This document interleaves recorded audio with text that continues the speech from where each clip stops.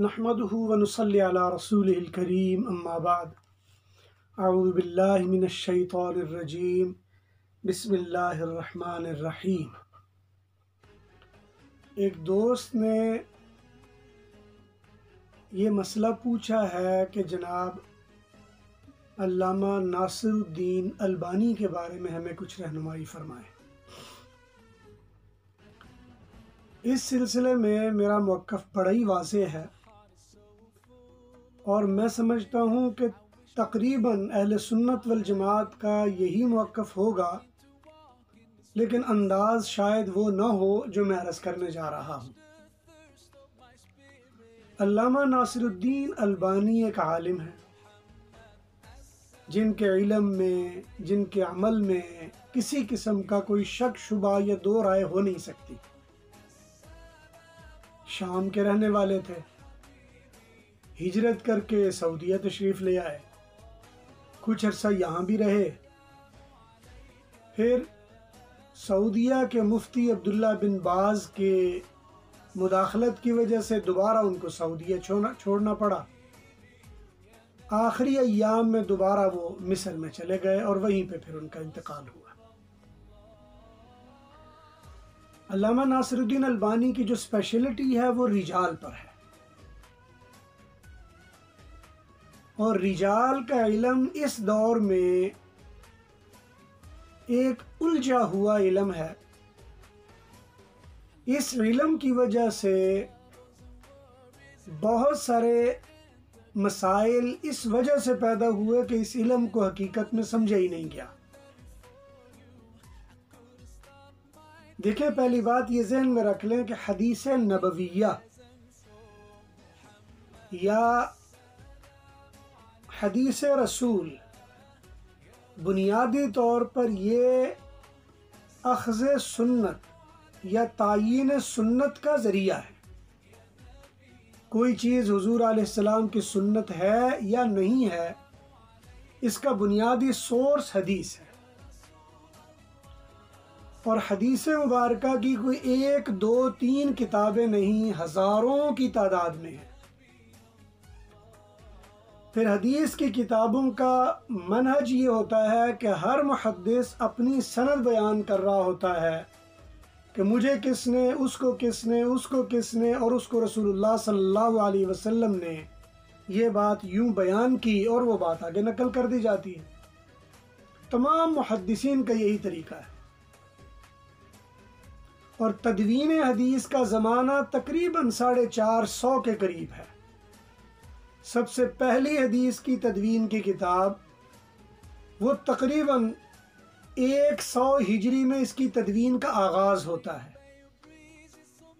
इमाम इब्न शिहाब ज़ुहरी रहमतुल्लाह अलैह ये पहले मुहद्दिस हैं जिनको बाकायदा तौर पर हज़रत उमर इब्न अब्दुल अज़ीज़ की तरफ से हुक्म दिया गया कि आप अहादीस को जमा करें।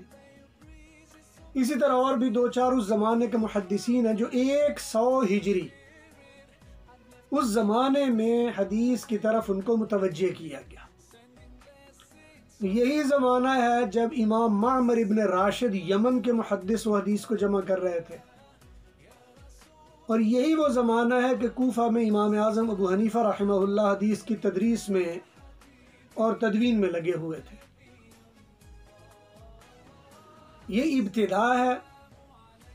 और आखिरी ज़माना तदवीन हदीस का तकरीबन 400-450 हिजरी बनता है। और इस दौर में ख़ास तौर पर जो अफराद हैं, इमाम नववी हैं, इसी तरह इमाम इब्न मुंज़री हैं जिन्होंने तरग़ीब व तरहीब लिखी, इसी तरह इमाम इब्न तैमिया के गालिबन दादा या वालिद हैं, उन्होंने एक हदीस की किताब लिखी। ये तदवीन हदीस का आखिरी दौर है। हर दौर में ये ज़रूर मसला रहा फ़ुक़हा व मुहद्दिसीन के नज़दीक कि हदीस को लिया कैसे जाएगा। हदीस को लेने के लिए दो मनहज तो बड़े ही वाज़ेह थे। एक अहले मदीना का, वो देखते थे कि अमल अहले मदीना में एक चीज़ है, हदीस उसकी तायीद कर रही है, उसको हम ले लेते हैं, चाहे वो ख़बर वाहिदी क्यों ना हो। इसी तरह अहले कूफा का मनहज भी बड़ा ही वाज़ेह था। वो देखते थे कि अहले कूफा के अमल में एक चीज़ है, हदीस उसकी तायीद कर रही है, वो चाहे ख़बर वाहिदी हो उसको ले लेते थे। लेकिन बहुत सारे दूसरे मुहद्दिसीन जो इनफरादी कोशिशें करते रहे और बाद में उनके यहाँ उनकी अपनी शराइत होती थी, अपने उसूल, अपना तरीका, अपने ज़ाब्ते होते थे। लेकिन बाद में जब हदीस का इल्म मुदव्विन हो गया, 450 के बाद यानी 450 हिजरी के बाद अइम्मा रिजाल का इल्म मुदव्विन होना शुरू हुआ। इल्म रिजाल या जरह व तादील का इल्म वो मुदव्विन होना शुरू हुआ। और इसके नामवर उलमा में अल्लामा ज़हबी हैं, अल्लामा इब्न अल-मुज़ी हैं, इसी तरह अल्लामा इब्न हजर अस्क़लानी हैं, और इसी तरह इब्न हब्बान वग़ैरह हैं। और भी कई लोग हैं इसमें जिन्होंने जरह व तादील के इल्म को मुरत्तब किया।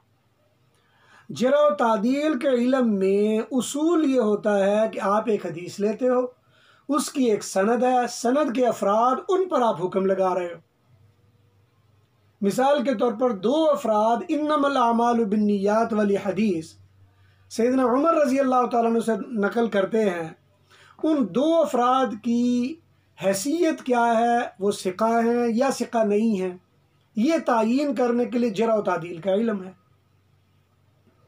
जब जरह व तादील के लिहाज से आप इसको मुतय्यन कर देते हैं तो हदीस पर फिर हुक्म लगता है, आया ये हदीस ख़बर वाहिद है, ये हदीस सही है, ये हदीस ज़ईफ़ है। इमाम तिरमिज़ी ने थोड़ी और इस्तिलाहात गढ़ी, हसन लिगैरी हैं या सही लिगैरी हैं, हसन लिज़ाती है, इस तरह की उन्होंने इस्तिलाहात भी बनाई।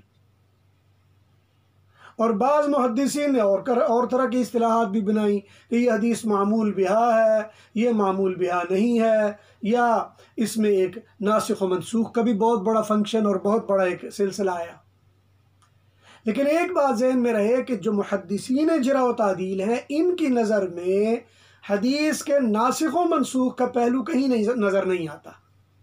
जरह व तादील का जितना इल्म है, इसमें नासिख़ व मनसूख़ का कहीं इल्म नज़र नहीं आता। ये सिर्फ़ हमें फ़ुक़हा के यहाँ नज़र आता है। जरह व तादील का इल्म मुदव्विन हो जाने के बाद फिर बहुत सारे अइम्मा पैदा हुए जिन्होंने अहादीस पर हुक्म लगाए जरह व तादील के उसूलों के लिहाज से। और वो हुक्म लगाने वालों में एक नाम अल्लामा नासिरुद्दीन अलबानी का है। इन्होंने अहादीस पर हुक्म लगाए हैं कि ये हदीस सही है, ये हदीस ज़ईफ़ है, ये सही नहीं है, ये सही है। यही वजह है कि उन्होंने तकरीबन 13-14 बल्कि 18 जिल्दों में सिलसिलतुल अहादीस सहीहा ये पूरा एक सिलसिला मुरत्तब किया है। फिर इसी तरह एक उनका सिलसिलतुल अहादीस ज़ईफ़ा भी है। इसी तरह उन्होंने कई मुसल्लमा किताबें जो मुसन्निफ़ीन की चली आ रही थी, उनको 2 हिस्सों में ज़ईफ़ और सही में बांटा।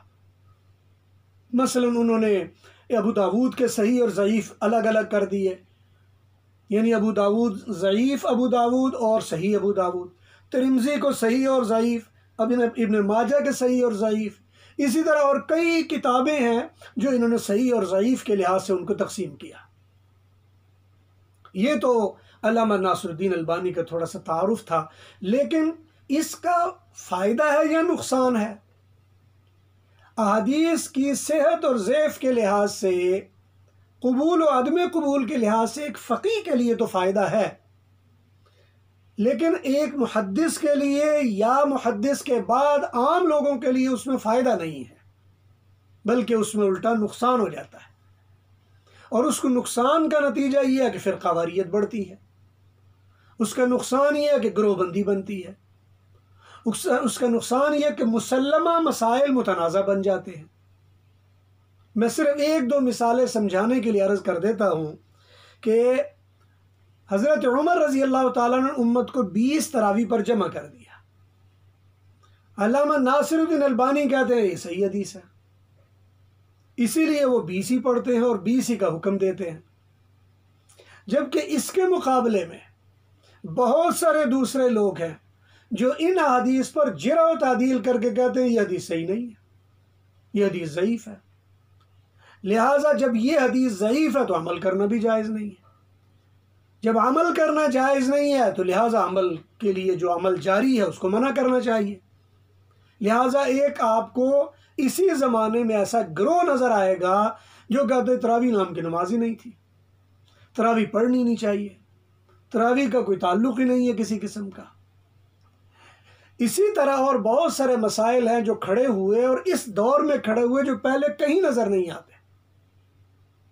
तो ये एक मैंने मिसाल दी, इसी तरह और भी सी मिसालें हैं जो मौजू की तवालत का बायस बनेंगी। तो ये चूँकि अल्लामा नासिरुद्दीन अलबानी के बारे में पूछा गया था, उनकी खुसूसियत ये है कि जरा व तादील के माहिर होने के बाद अहादीस पर हुक्म लगाते हैं। अब उन अहादीस पर हुक्म लगाने के बाद उसका फ़ायदा है या नहीं, फ़क़ीह के लिए, आलिम के लिए तो फ़ायदेमंद है, लेकिन मुहद्दिस के लिए, जो ऐसा मुहद्दिस जो आम्मतुन्नास की रहनुमाई करता हो या आम्मतुन्नास के लिए वो इल्म न फ़ायदेमंद है और न किसी लिहाज से उनको सूदमंद हो सकता है, बल्कि उल्टा ये ग्रोहबंदी के लिए, फ़िरक़ावारियत के लिए, उलझाव के लिए, तनाज़े के लिए, इख्तिलाफ़ात का बायस बनता है। दुआ है अल्लाह ज़ुल जलाल से जो मुख्तसर अल्फ़ाज़ में कहा गया, अल्लाह ताला इसको समझने और अमल करने की तौफ़ीक़ नसीब फ़रमाए। व आखिरु दावाना अनिल हम्दुलिल्लाहि रब्बिल आलमीन।